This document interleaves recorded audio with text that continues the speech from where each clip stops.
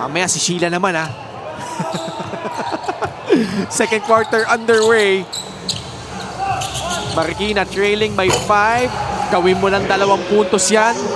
Nahabol ng Cebu at the tail end of the first quarter. Tapos nagtuloy-tuloy ng second quarter. And if you're Bacolod, you don't want that to repeat. At ngayon, tabla na. Right now Si for Kentoy. Bacolod. Kaya medyo mas magkakaroon ng center position itong si Rafgo. Straight away free. Para sa Bacolod naman, si Teruel, Lim, Desmond Price, Eman Galman, and Rafgo. Wow! Jetro Escoto here Yes. for so many seasons already, and I'm sure you know a thing or two about that. Well, you know, just last Saturday, we were in Abra, Oo. which it was a full venue. Alam mo naman, pag... I'm sure ikaw nakapunta ka na sa Cebu Coliseum. Yes, no? yes. My last one was just probably about 6-7 months ago. So ano na, yung renovated Cebu Coliseum na. Yes. Tsaka maganda kahit renovated na siya. Yung sa venue na yun, meron talaga siyang classic feel na alam mong competitive yung nature dun sa court na yun. Jordan Santa Ana, dire-diretso.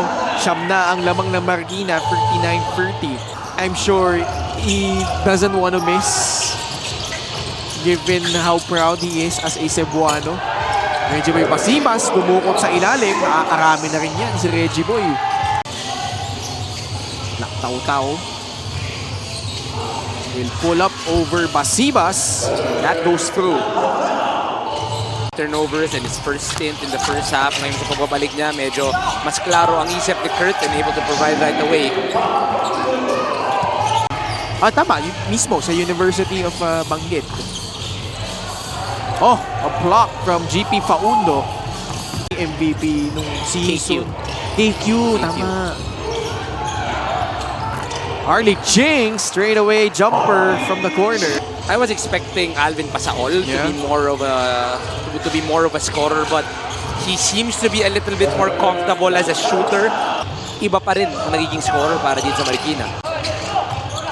Dead last in terms of points scored itong Marikina this season. Jacob Ubaldo, napulot yung bola. In the past few minutes have been slower. We started the ball game very quick. Both of the teams were running.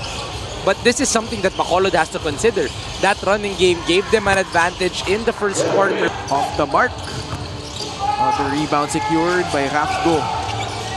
Rafgo already with 10 rebounds, which leads to this basket. Pasaol and Jetro Ting.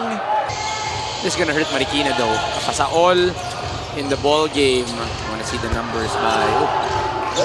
Jeremy Mondon. 48 all. I was just checking the numbers of Pasaol. He has 5 points, a rebound, and an assist. Itong mawawala para dito sa Marikina. Pero si Santa Ana, Rafgo makes his move. Basket will not count. I feel that should have counted.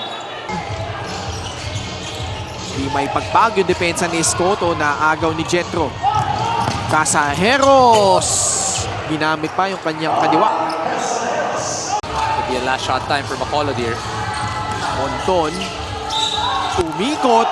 Rattles that one in plus the foul. 54-52 as we close out the first half. Santa Ana makes his move. Can't convert. Desmond Price. They will not get it off in time.